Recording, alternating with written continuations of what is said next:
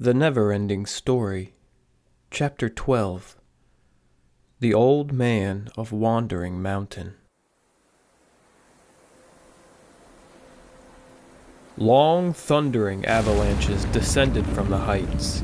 Snowstorms raged between towering ice-coated summits, dipped into hollows and ravines, and swept howling onward over the great white expanse of the glaciers. Such weather was not at all unusual for this part of the country, for the Mountain of Destiny, that was its name, was the highest in all Fantastica, and its peaks literally jutted into the heights of heaven. Not even the most intrepid mountain climbers ventured into these fields of everlasting ice. It had been so very, very long since anyone had succeeded in climbing this mountain that the feat had been forgotten. For one of Fantastica's many strange laws, decreed that no one could climb the Mountain of Destiny until the last successful climber had been utterly forgotten. Thus, anyone who managed to climb it would always be the first. No living creature could survive in that icy waste, except for a handful of gigantic ice glumps, who could barely be called living creatures, for they moved so slowly that they needed years for a single step, and whole centuries for a short walk. Which meant, of course, that they could only associate with their own kind and knew nothing at all about the rest of Fantastica. They thought of themselves as the only living creatures in the universe. Consequently, they were puzzled to the point of consternation when they saw a tiny speck twining its way upward over perilous crags and razor-sharp ridges, then vanishing into deep chasms and crevices, only to reappear higher up. That speck was the childlike Empress's glass litter, still carried by 4 of her invisible powers. It was barely visible, for the glass it was made of looked very much like ice, and the childlike Empress's white gown and white hair could hardly be distinguished from the snow round about. She had traveled many days and nights. The 4 powers had carried her through blinding rain and scorching sun, through darkness and moonlight, onward and onward, just as she had ordered. She was prepared for a long journey and all manner of hardship, since she knew that the Old Man of Wandering Mountain could be everywhere or nowhere. Still, the 4 invisible powers were not guided entirely by chance in their choice of an itinerary. As often as not, the Nothing, which had already swallowed up whole regions, left only a single path open. Sometimes the possibilities narrowed down to a bridge, a tunnel, or a gateway, and sometimes they were forced to carry the litter with the deathly ill Empress over the waves of the sea. These carriers saw no difference between liquid and solid. Tireless and persevering, they had finally reached the frozen heights of the Mountain of Destiny. And they would go on climbing until the childlike Empress gave them another order. But she lay still on her cushions. Her eyes were closed and she said nothing. The last words she had spoken were the "no matter where" she had said on leaving the ivory tower. The litter was moving through a deep ravine, so narrow that there was barely room for it to pass. The snow was several feet deep, but the invisible carriers did not sink in or even leave footprints. It was very dark at the bottom of this ravine, which admitted only a narrow strip of daylight. The path was on a steady incline, and the higher the litter climbed, the nearer the daylight seemed. And then suddenly, the walls leveled off, opening up a view of a vast white expanse. This was the summit, for the Mountain of Destiny culminated not, like most other mountains, in a single peak, but in this high plateau, which was as large as a whole country. But then, surprisingly enough, a smaller, odd-looking mountain arose in the midst of the plateau. It was rather tall and narrow, something like the ivory tower, but glittering blue. It consisted of innumerable strangely shaped stone teeth, which jutted into the sky like great inverted icicles. And about halfway up the mountain, 3 such teeth supported an egg the size of a house.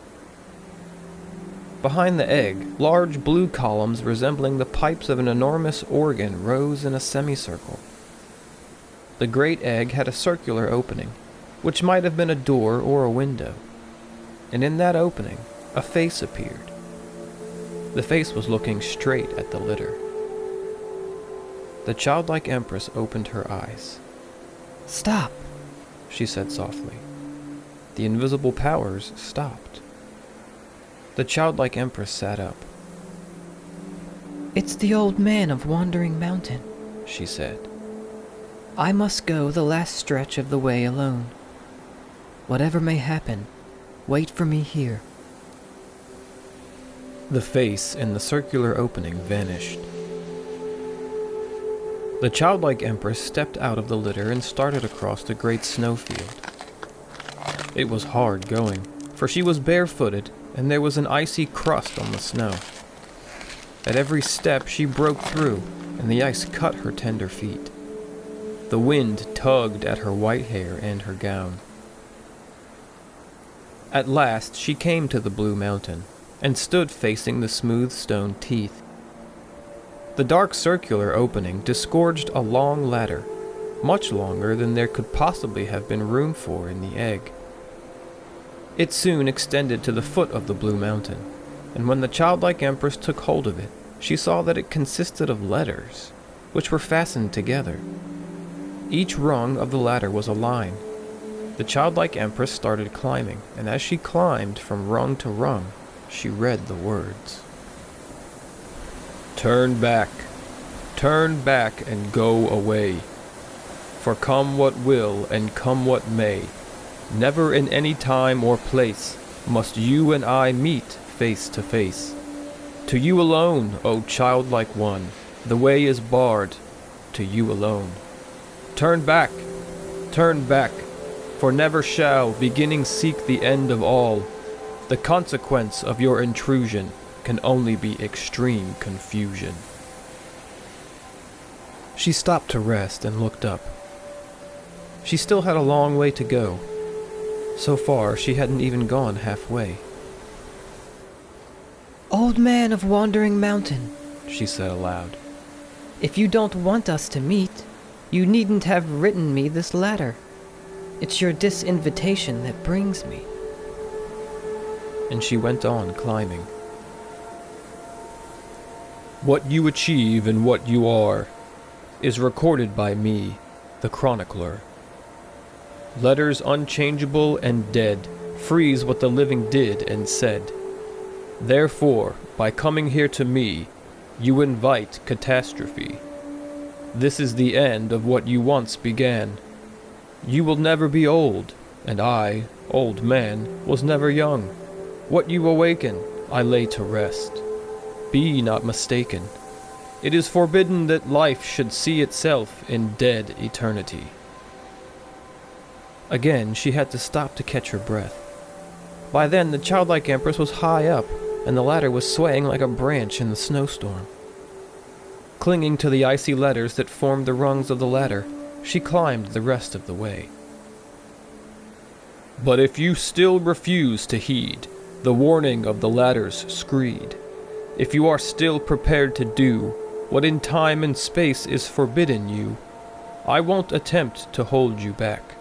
Then welcome to the old man's shack.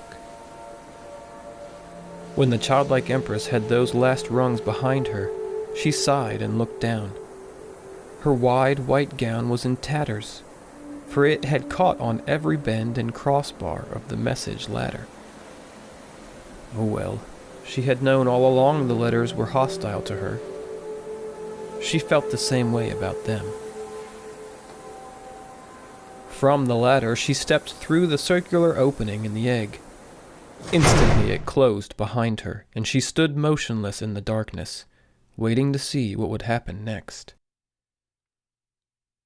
Nothing at all happened for quite some time.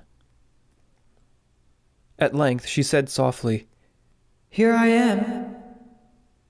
Her voice echoed as in a large empty room.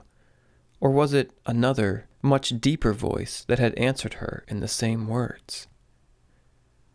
Little by little she made out a faint reddish glow in the darkness. It came from an open book, which hovered in mid-air at the center of the egg-shaped room.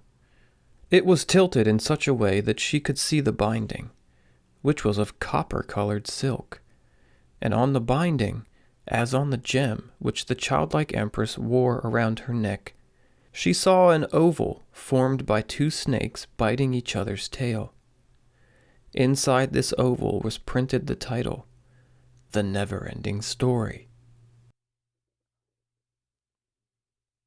Bastion's thoughts were in a whirl. This was the very same book that he was reading. He looked again. Yes, no doubt about it, it was the book he had in his hand. How could this book exist inside itself? The childlike empress had come closer. On the other side of the hovering book she now saw a man's face. It was bathed in a bluish light. The light came from the print of the book, which was bluish-green. The man's face was as deeply furrowed as if it had been carved in the bark of an ancient tree. His beard was long and white, and his eyes were so deep in their sockets that she could not see them. He was wearing a dark monk's robe with a hood, and in his hand he was holding a stylus, with which he was writing in the book. He did not look up. The childlike empress stood watching him in silence. He was not really writing. His stylus glided slowly over the empty page, and the letters and words appeared as though of their own accord. The childlike empress read what was being written, and it was exactly what was happening at that same moment. The childlike empress read what was being written. You write down everything that happens, she said. Everything that I write down happens, was the answer, spoken in the deep, dark voice that had come to her like an echo of her own voice. Strange to say, the old man of Wandering Mountain had not opened his mouth. He had written her words and his, and she had heard them as though merely remembering that he had just spoken. Are you and I and all Fantastica, she asked, are we all recorded in this book? He wrote, and at the same time she heard his answer. No, you've got it wrong. This book is all Fantastica, and you and I. But where is this book? And he wrote the answer. In the book. Then it's all a reflection of a reflection? She asked. He wrote, and she heard him say, What does one see in a mirror reflected in a mirror? Do you know that, golden-eyed commander of wishes? The childlike empress said nothing for a while, and the old man wrote that she said nothing. Then she said softly, I need your help. I knew it, he said, and wrote. Yes, she said. I suppose you would. You are Fantastica's memory. You know everything that has happened up to this moment. But couldn't you leaf ahead in your book and see what's going to happen? Empty pages, was the answer. I can only look back at what has happened. I was able to read it while I was writing it, and I know it because I have read it, and I write it because it happened. The never-ending story writes itself by my hand. Then you don't know why I've come to you? No. And as he was writing, she heard the dark voice. And I wish you hadn't. By my hand, everything becomes fixed and final. You too, golden-eyed commander of wishes. This egg is your grave and your coffin. You have entered into the memory of Fantastica. How do you expect to leave here? Every egg, she said, is the beginning of new life. True, the old man wrote and said. But only if its shell bursts open. You can open it, cried the childlike empress. You let me in. Your power lets you in, but now that you're here, your power is gone. We are shut up here for all time. Truly, you shouldn't have come. This is the end of the Neverending story. The childlike empress smiled. She didn't seem troubled in the least. You and I, she said, can't prolong it, but there is someone who can. Only a human, wrote the old man, can make a fresh start. Yes, she replied, a human. Slowly, the old man of Wandering Mountain raised his eyes and saw the childlike empress for the first time. His gaze seemed to come from the darkest distance, from the end of the universe. She stood up to it, answered it with her golden eyes.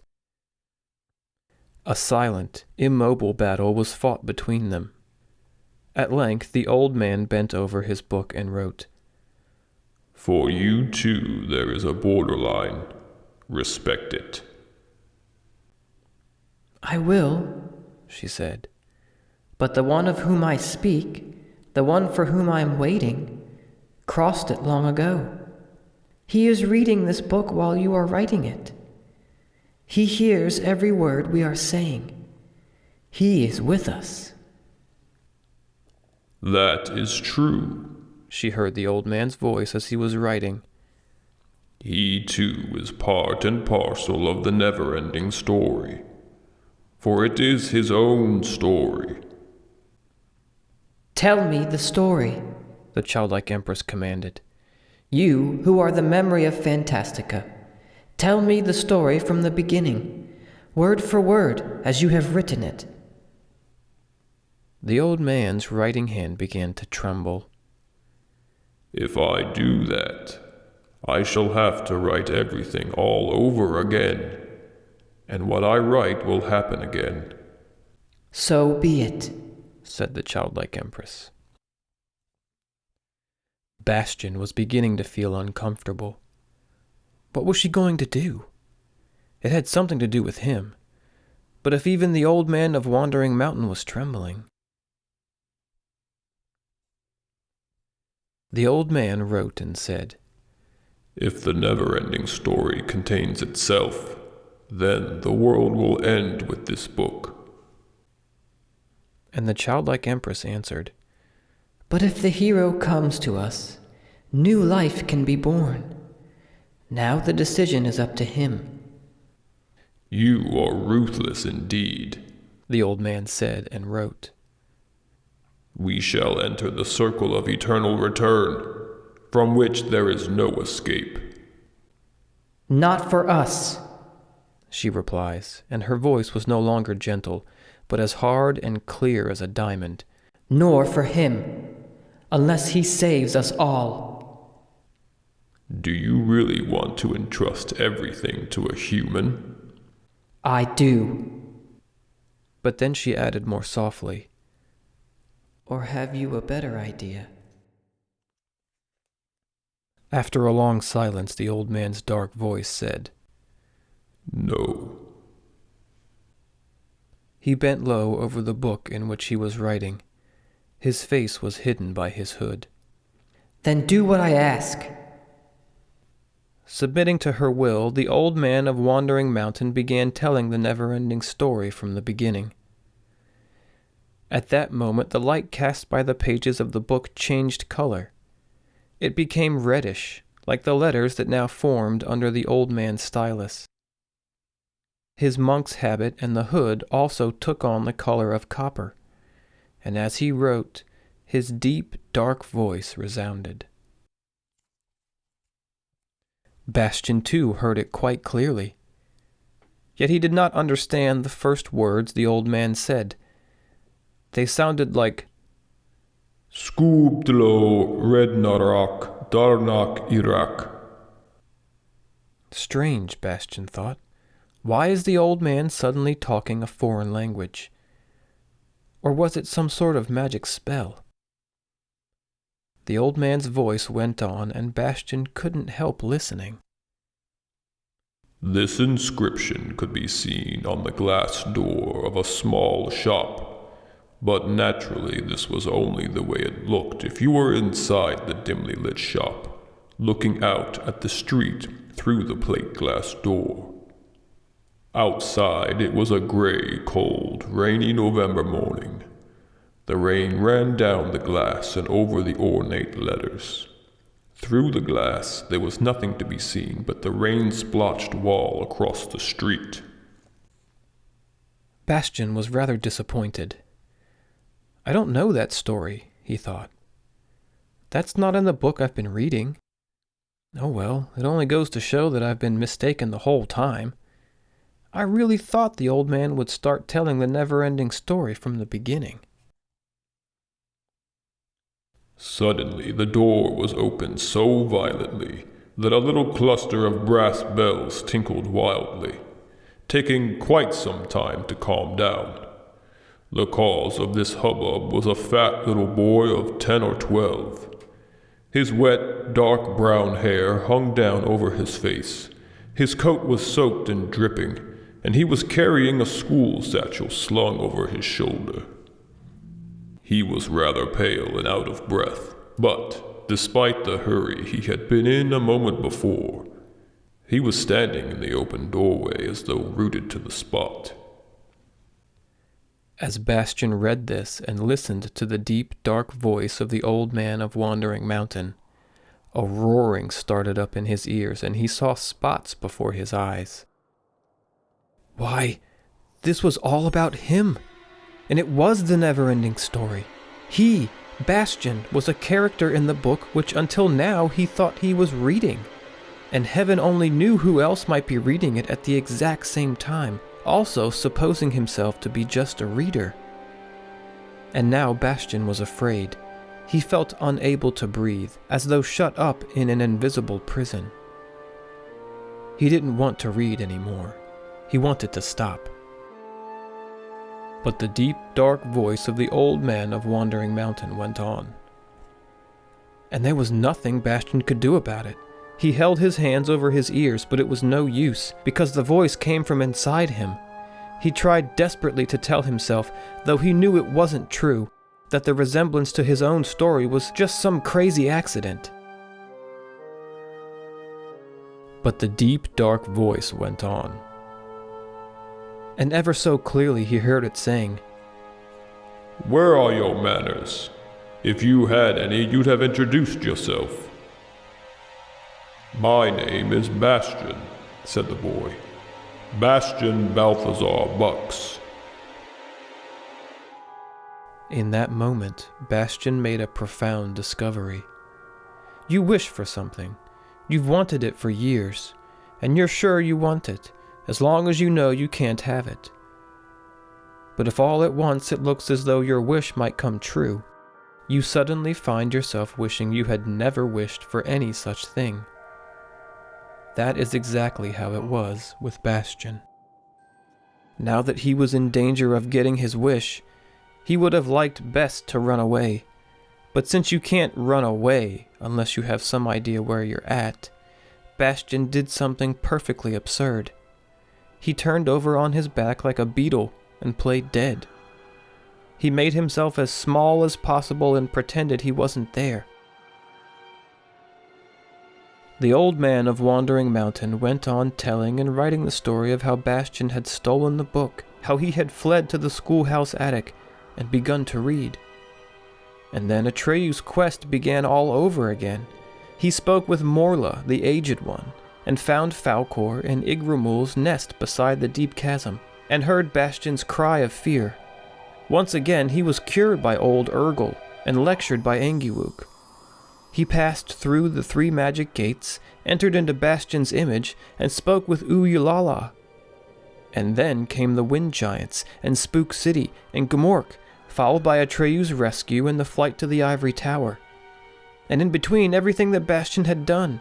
How he had lit the candles, how he had seen the childlike Empress, and how she waited for him in vain. Once again, she started on her way to find the Old Man of Wandering Mountain. Once again, she climbed the ladder of letters and entered the egg. Once again, the conversation between her and the Old Man was related word for word. And once again, the Old Man of Wandering Mountain began to write and tell the never-ending story. At that point, the story began all over again, unchanged and unchangeable, and ended once again with the meeting between the childlike Empress and the Old Man of Wandering Mountain, who began once again to write and tell the never-ending story. And so it would go on forever and ever, for any change in the sequence of events was unthinkable. Only he, Bastion, could do anything about it. And he would have to do something, or else he too would be included in the circle. It seemed to him that this story had been repeated 1,000 times, as though there were no before and after, and everything had happened at once. Now he realized why the old man's hand trembled. The circle of eternal return was an end without an end. Bastion was unaware of the tears that were running down his cheeks. Close to fainting, he suddenly cried out, "Moonchild! I'm coming!" In that moment, several things happened at once. The shell of the great egg was dashed to pieces by some overwhelming power. A rumbling of thunder was heard, and then the storm wind came roaring from afar. It blew from the pages of the book that Bastion was holding on his knees, and the pages began to flutter wildly. Bastion felt the wind in his hair and face. He could scarcely breathe. The candle flames in the 7-armed candelabrum danced, wavered, and lay flat. Then another, still more violent wind blew into the book, and the candles went out.